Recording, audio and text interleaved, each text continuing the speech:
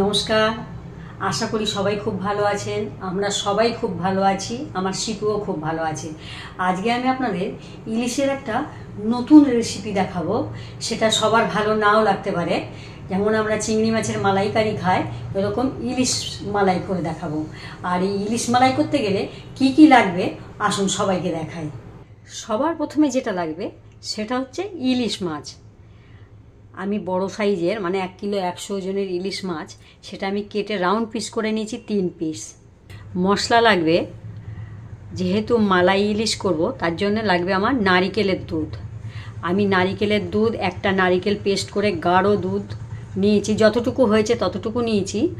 আর যেটা লাস্টের দিকে নারকেল সেটা ধুয়ে কিছুটা জল রেখে দিয়েছি, জলটাও মিশিয়ে দেব। আর একটা মাঝারি সাইজের পেঁয়াজ নিয়েছি, আর আদা নিয়েছি 1/2 ইঞ্চি সাইজের ছোট ছোট টুকরো করে কেটে নিয়েছি। আর কাঁচা লঙ্কা নিয়েছি 2টো বড়, আর 2টো পাকা লঙ্কা নিয়েছি। এই দুটো পেস্ট হবে, এই দুটো কেটে দেবো। আর 2 কোয়া রসুন নিয়েছি, কাজু নিয়েছি 8-10 পিস, আর এলাচ আর দারচিনি নিয়েছি 4 পিস এলাচ নিয়েছি, আর 3 টুকরো দারচিনি নিয়েছি। আর লাগবে পরিমাণ মতো নুন, পরিমাণ মতো হলুদ। সবার প্রথমে আমি মাছে নুন হলুদ মেখে নেব।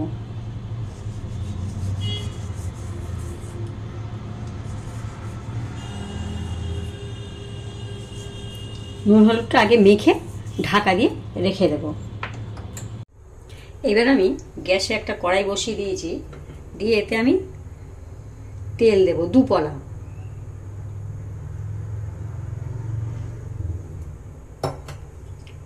তেল দিলাম। তেলটা চারিদিকে করে দেবো, কড়াইটা ঘুরিয়ে ঘুরিয়ে। সবার প্রথমে কাজুগুলো একটু ভেজে নেব।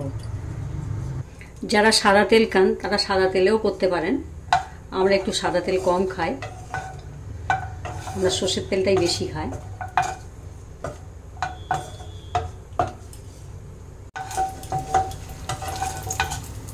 কাজুটা একটু ভাজা হয়ে গেছে, আমি এবার এই রসুনের কোয়া 2টো দিয়ে দেব, আদার টুকরোটা দিয়ে দেব, পেঁয়াজ কুচিগুলো দিয়ে দেব, আর 2টো পাকা লঙ্কা নিয়েছি, পাকা লঙ্কা 2টো দিয়ে দেবো, কাঁচা লঙ্কা 2টো রেখে দিলাম। এটা একটু গোল্ডেন ব্রাউন করে ভেজে নেব।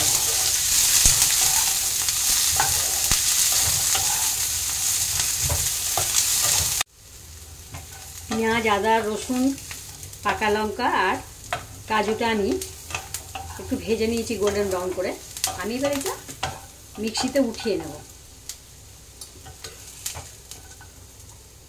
এটা একটু পেস্ট করে নেব। এটা কাঁচা পেস্ট করেও বানানো যায়, কিন্তু অনেকক্ষণ কষতে লাগে, কাঁচা গন্ধ না ছাড়া পর্যন্ত অনেকক্ষণ কষতে লাগে বলে আমি একটু বড় বড় করে পিস করে ভেজে নিলাম, তাহলে বেশিক্ষণ কষতে লাগে না। এবার আমি কড়াইতে আবারও আমি 2 পলা তেল দেব।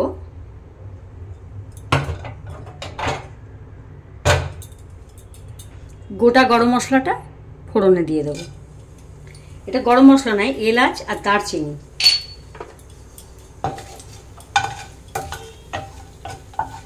এটা ফুটে গেছে, আমি এবার মাছগুলো এতে দিয়ে দেবো। মাছটা এতে দিয়ে দেবো।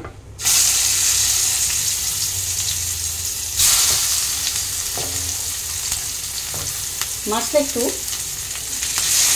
হালকা ভেজে নেব।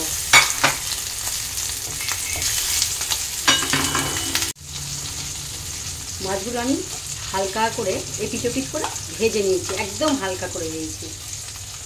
এটা হালকা করেই ভাজতে হবে, বেশি কড়া ভাজলে ভালো লাগবে না।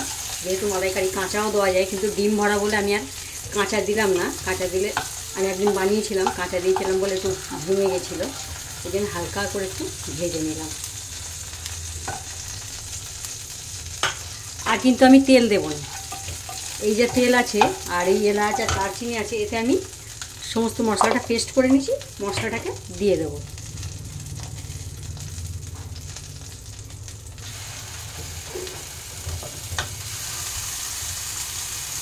মশলাটা যেহেতু ভাজা আছে ওই জন্য বেশি কড়া করে ভাজতে লাগবে না। এটা আমি একটু ভেজে নেব, তেল ছাড়া অবধি ভেজে নেব, যেন কড়াই থেকে তেল ছেড়ে যায় সেই হিসেবে ভেজে নেব। মশলার কড়াই থেকে তেল ছেড়ে এসছে আর মশলাটা সুন্দর কষাও হয়ে গেছে। আমি এবার একটু এতে নুন দেবো পরিমাণ মতো। আর যারা মিষ্টি খান তারা একটু মিষ্টি দেবেন, কেন মালাইকারিতে একটু মিষ্টি মিষ্টি হলে ভালো লাগে, কিন্তু আমাদের বাড়ি মাছ মাংসতে মিষ্টি খায় না, ওই জন্য মিষ্টিটা দেবো না। আর অল্প একটু হলুদ দেবো, বেশি হলুদ দেবো না, এটা একটু হোয়াইট হোয়াইট হবে।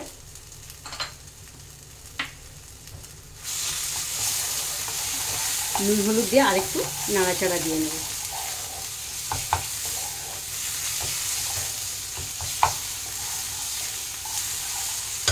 এবার আমি নারকেলের দুধটা দিয়ে দেবো।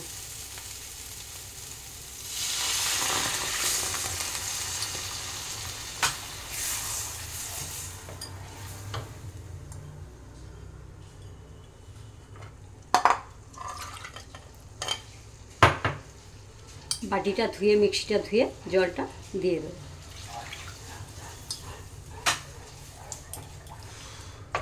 মশলাগুলো দলা দলা পাকিয়ে গেছে, একটুখানি ঘেঁটে দেবো।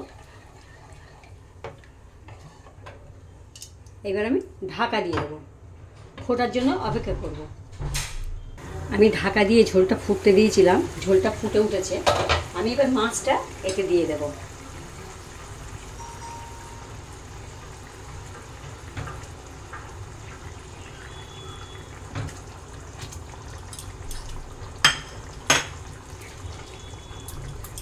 কাঁচা লঙ্কা দুটো দিয়ে দেবো।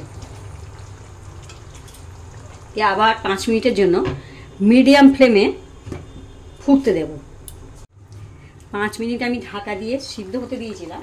আমি এবার মাছগুলো এদিকটা উল্টে দেব। এটা আমি 3-4 মিনিট ঢাকা দিয়ে আবার ফুটতে দেব। আরও 3-4 মিনিট ফুটতে দিয়েছিলাম, একদম গ্রেভিটা গাঢ় হয়ে গেছে। এবার আমি একটা প্লেটে উঠিয়ে নেব। আমার মালাই ইলিশটা হয়ে গেছে আমার সুন্দর মালাই ইলিশ। খুব সুন্দর একটা মুখরোচক রেসিপি। আমরা ইলিশের অনেক রেসিপি খেয়েছি, কিন্তু মালাই যেমন চিংড়ি মাছের মালাইকারি করা হয়, সেরকম ইলিশ মাছের মালাইকারি। তো এটা আপনারা বানাবেন, সত্যি খুব ভালো লাগবে। আমি যেভাবে বানিয়েছি আপনারা ঠিক সেইভাবে বানাবেন। বানিয়ে কেমন হয়েছে আমাকে জানাবেন। আর এই রেসিপিটা দেখে আপনারা আপনার বন্ধু বান্ধব, আপনার রিলেটিভদের সাথে শেয়ার করবেন। রেসিপিটা দেখে আমাকে সাবস্ক্রাইব করবেন, প্লাস বেল আইকনে ক্লিক করবেন, তাহলে আমি আরও নিত্য নতুন রেসিপি আপনাদেরকে উপহার দেব। এই ভিডিওটা দেখার জন্য আপনাদেরকে ধন্যবাদ।